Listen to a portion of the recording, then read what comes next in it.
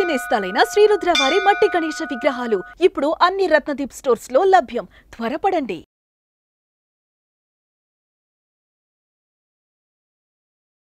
నమస్తే, మీరు చూస్తుంది సుమన్ టీవీ. నేను మీ కీర్తి. ఈరోజు నాతో పాటు ఉన్నారు ప్రముఖ ఆధ్యాత్మికవేత్త బ్రహ్మశ్రీ డాక్టర్ గుండెపూడి శివ సుధీర్ శర్మ గురువు గారు. నమస్తే గురుగారు. శ్రీమాత్రే నమః. శ్రీ గురుభ్యో నమః. శ్రీమాత్రే నమః గురుగారు. గురుగారు, ఇందాక వీడియోలో మనము వినాయక చవితికి సంబంధించిన ధర్మ సందేహాలు అనేకం తెలుసుకున్నాం. ఈ వీడియో ద్వారా సుమన్ టీవీ ప్రేక్షకులకి అసలు సమర్పించవలసిన పత్రులు ఏంటి, నైవేద్యాలు ఏంటో తెలుసుకుందాం. మనం ఏకవింశతి పత్రం అంటే 21 రకాలు ఉంటాయి. 21 నంబర్ వెనకాల ఏదైనా కారణం ఉందా గురుగారు? అలా ఏం లేదమ్మా. ఏకవింశతి అనేటువంటిది ఒక దేవతల సంఖ్య. ఇప్పుడు మనం 108, 45, 41 ఎలా అంటున్నాము.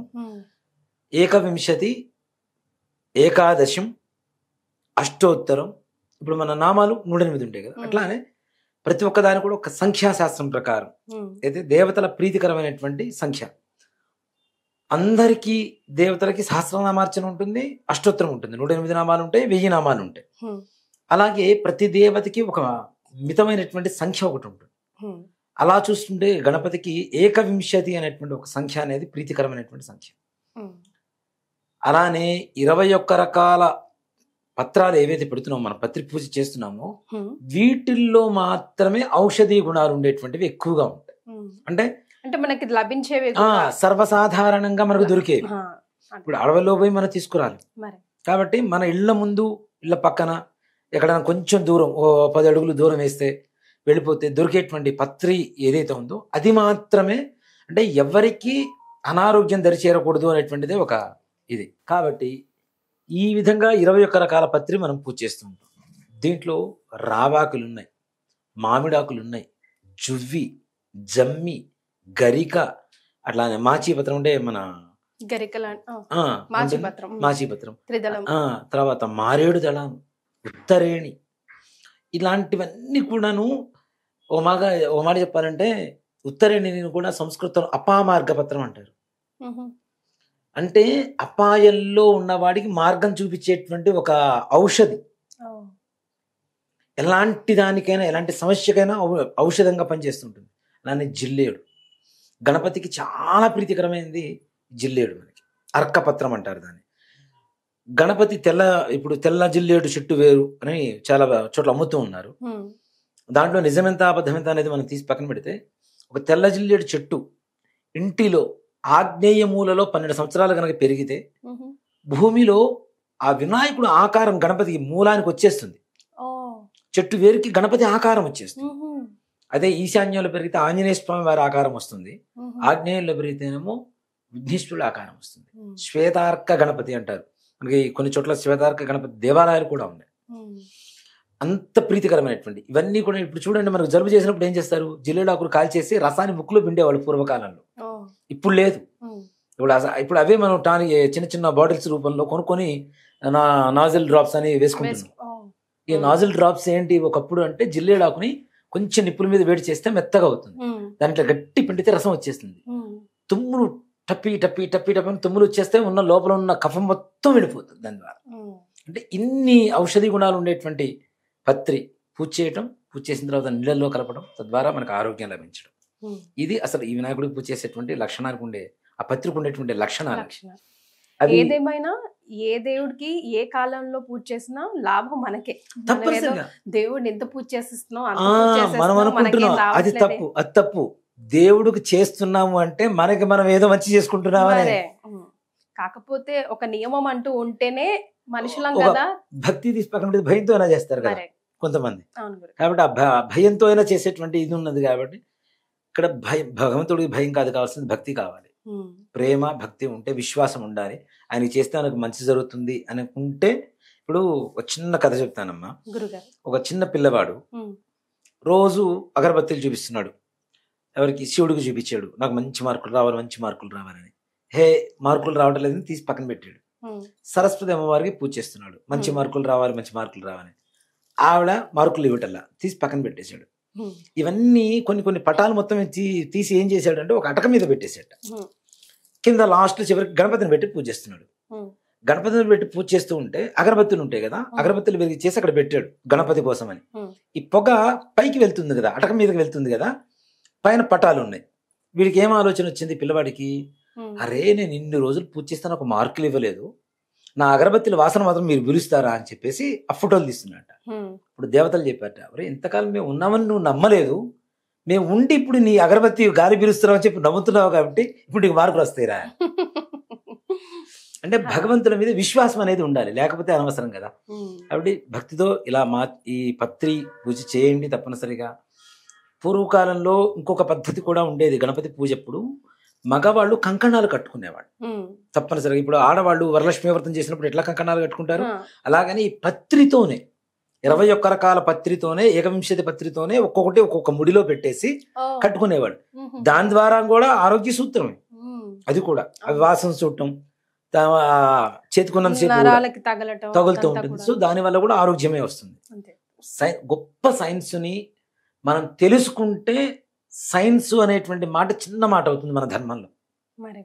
ఒక అమెరికన్ సైంటిస్ట్ కూడా ఇదే చెప్పాడు, మా సైన్స్ మీ ఆధ్యాత్మికత దగ్గర ఫస్ట్ స్టెప్ దగ్గర ఎండ్ అయిపోయింది, ఇక మీ ఆధ్యాత్మిక ఎన్ని స్టెప్స్ ఉన్నాయో మాకు తెలియదు.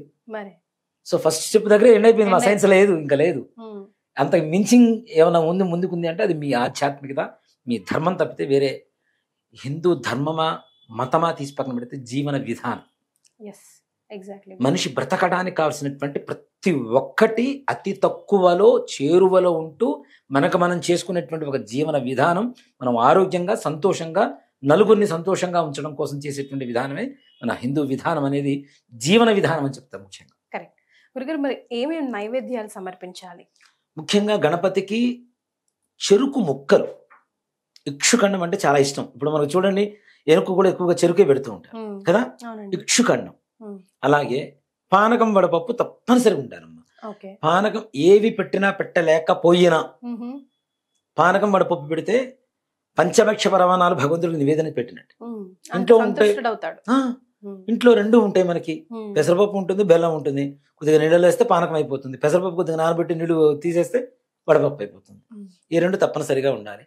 ఇక్షుఖండం, చెరుకు ముక్కలు.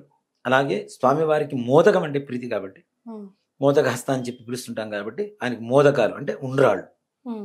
ఉండ్రాళ్ళు వేరు, అసలు మనం మోదకాన్ని ఉండ్రాళ్ళని పిలుస్తున్నాం కానీ మోదకం వేరు. అసలు మోదకం అనేది ఒక పిండి వంట, అసలు తయారీ విధానమే వేరేది. మొత్తం ఇప్పుడు కజ్జికాయలు అని చెప్పి చేసుకొని తింటుంటారు చూడండి, అలా కొన్ని రకాల పదార్థాలతో సుగంధ ద్రవ్యాలతో ఈ మన వేయించిన శనగపప్పు పిండితో దాంతో తయారు చేస్తారు. దాన్ని మోదకం అంటారు. మోదకం అంటే ఇప్పుడు చిన్నపిల్లలు దీపావళి ఇప్పుడు నేలకేసి కొడుతుంటారు చూడండి, నేల టపాకాయలు అంటారు, ఆ షేప్ లో ఉంటాయి, అవి మోదకం అంటారు ఆయనకి. దాంతో అవి పెట్టలేని పరిస్థితి కాబట్టి అందులో నెయ్యిలో వేయించాలి. నెయ్యి ఇవన్నీ ఇప్పుడు తెచ్చే పరిస్థితులు కావు, అందరికి ఆర్థికంగా ఒకే రకంగా ఉండదు కదా. కాబట్టి కనీసం బియ్యపు రవ్వతో చేసేటువంటి మోదకం, పచ్చిపప్పు జీలకర్ర వేసి మోదకం చేయడం అనేది మంచిది. దాంతో పాటుగా ఇక మనం ఎన్ని పెట్టగలిగితే అన్ని పెట్టవచ్చు. పాయసం కావచ్చు, పులిహోర కావచ్చు, పూర్ణాలు కావచ్చు, భక్ష్యాలు కావచ్చు. వీటితో పాటుగా కాబట్టి ఆయన తింటూనే ఉంటాడు కదా, ఎవరన్నా చూడగల ఆవకుండా గణపతి రాకుండా చెబుతూ ఉంటాము. వీటితో పాటు అటుకులు, బెల్లం, ఎండు కొబ్బరి, ఖర్జూర పండు ఉంటాయి కదా ఎండువి, అవి కట్ చేసి అవి కొద్దిగా మిశ్రి, ఇవి కలిపితే పంచకజ్జాయం అయిపోతుంది. ఇటు తెలంగాణ జిల్లాలో పాసం అని చెప్పేసి చేస్తారు గురుగారు, అంటే పిండితో, గోధుమ పిండితో పాయసం టైప్ లో చేసి బెల్లంలో పాకం చేసి. దాని కొన్ని ప్రాంతాల్లో పాల తాలికలు అంటారు, వాటి పాల తాలికలు, బెల్లం తాలికలు. ఇటు తెలంగాణ జిల్లాలో పాయసం అంటారు. సో అవి కూడా పెట్టవచ్చు. అవి అంటే వాళ్ళకు ఉండేటువంటి ఒక ఆచార వ్యవహారాన్ని బట్టి ఇవి. కానీ అటుకులు, బెల్లం, పానకం, వడపప్పు, ఇందాక చెప్పిన పంచకజ్జాయం, ఎండు కొబ్బరి, ఖర్జూర పండు, కొద్దిగా మిశ్రి, అటుకులు, బెల్లం కలిపి ఇవి నివేదన పెడితే స్వామివారికి చాలు. దీంతో పాటుగా ఆయన విఘ్నేశ్వరుడికి ఎవరు పూజ చేసినా ఇప్పుడు చాలా మంది మర్చిపోతున్నారు, గుంజిళ్ళు తీయాలి తప్పనిసరిగా. చదువుకునే పిల్లలు ముఖ్యంగా, చదువుకునే వాళ్ళు కాదు, జ్ఞానం కావాలనుకున్న ప్రతి ఒక్కరు చేయొచ్చు, దాంట్లో ఏమాత్రం కూడా సమస్య ఏం లేదు. ఆయన గుంజిళ్ళు తీసినప్పుడు చాలా ఆనందపడతాడు. ఒక ఫనీ గేమా వారికి, అంతే కదా. పిల్లలు అలా చెవులు పట్టుకొని ఇట్లా గుంజిళ్ళు తీస్తున్నప్పుడు ఆయనకు ఒక ఆనందకరమైనటువంటి వాతావరణం వస్తుంది. ఆ ఆనందంతో వీళ్ళని అనుగ్రహిస్తాడు. అందులో కూడా మనకే లాభం ఉంది కదా, సైన్స్ ఉంది ఎక్సర్సైజ్ ద్వారా. దాంట్లో కూడా ఈ చెవులు పట్టుకోవాలి, ఈ చెవిదిద్దులు పెట్టడానికి ఆడవాళ్ళ కారణం కూడా అవే కదా, సైన్సే కదా. సో కాబట్టి దాంట్లో కూడా సైన్స్ దాగుంది కాబట్టి ఇవి చేయడం అనేది గణపతికి తప్పనిసరిగా చేయాలి. గుంజిళ్ళు మీకు కర్ణాటకలో ఇడుగుంజి అనే ఒక ఊరు ఉంటుంది. ఇడుగుంజి ఊరి పేరే. ఇడు అంటే 2, గుంజి అంటే 2 గుంజిళ్ళు. 2 గుంజిళ్ళు తీస్తే ఆయన వరాన్ని ఇస్తాడు. నారదుడికి విఘ్నేశ్వరుడు ఇచ్చినటువంటి వరం, నా దగ్గరకు వచ్చి ఎవరైతే 2 గుంజిళ్ళు తీస్తారో వాళ్ళు అనుకున్నటువంటి సంకల్పం నెరవేరుస్తాను అని చెప్పి. అంటే ఆ గుంజిళ్ళు అనేది అంత ప్రీతికరం కాబట్టి అవి కూడా పిల్లలు మర్చిపోతున్నారు. ఇప్పుడు మనం పిల్లలకి చెప్పడం లేదు.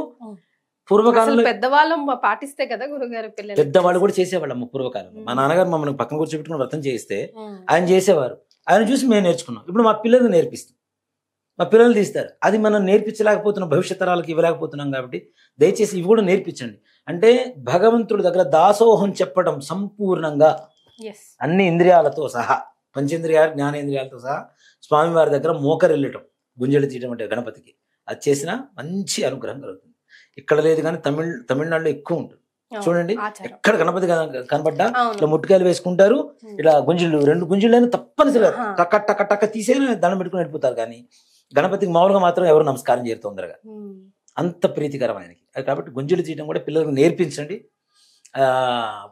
స్కూళ్ళలో చిన్నప్పుడు తప్పు చేస్తే తీయించేవాళ్ళు, అదే గణపతి దగ్గర తీయమని చెబుతున్నాం మనం. గణపతి దగ్గర తీస్తే మళ్ళీ స్కూల్లో తీయాల్సిన పని ఉండదు. అది చాలా సంతోషం గురుగారు, ధన్యవాదాలు. శ్రీమాత్రే నమః, శ్రీ గురుభ్యో నమః. సుమన్ టీవీలో మీ పర్సనల్ అండ్ బిజినెస్ ప్రమోషన్స్ కోసం కింది నెంబర్కి కాంటాక్ట్ చేయండి.